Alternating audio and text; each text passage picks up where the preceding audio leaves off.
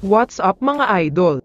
Coach Jeff, may sinabi kay Scottie Thompson after ng laban.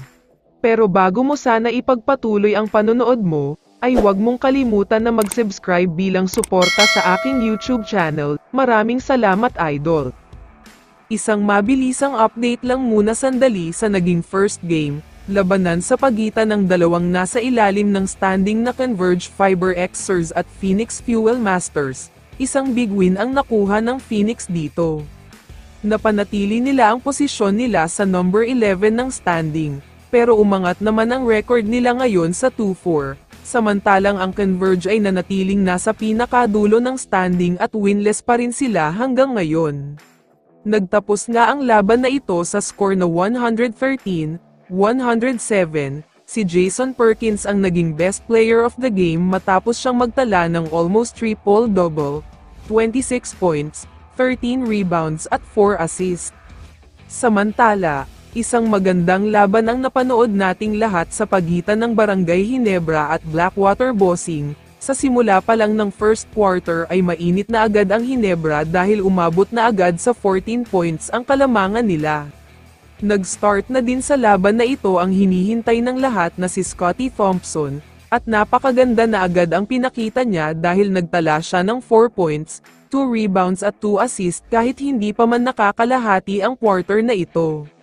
Sa second quarter naman ay naibaba ng Blackwater sa 6 ang kalamangan ng Ginebra, pero may pangsagot naman agad sila dyan kaya muling umakyat na naman ang kalamangan. Mas lumobo pa ngayon dahil umabot na sa 19 points sa pagtatapos ng first half. Sa third quarter naman, patuloy ang init ng mga Ginebra players, dahil umabot na sa halos 30 points ang kalamangan nila. Sinimulan nga ni Ralph Ko ang quarter na ito na may 3 sunod-sunod na 3-point shot. Sinubukan pa rin ng Blackwater na makapag-comeback, pero ang problema ay laging may sagot dyan ang Ginebra. Kaya naman hindi na nila kinaya at hindi na masyadong ipinasok ang mga star players nila, tuluyan na rin silang natalo sa laban na ito. Samantala, pagkatapos naman ng laban ay may sinabi ang coach ng Blackwater na si Coach Jeff. Ayon sa kanya ay malas daw sila dahil nakaharap nila ang Ginebra, kung kailan nagbalik na ang sakit sa ulo nila na si Scottie Thompson.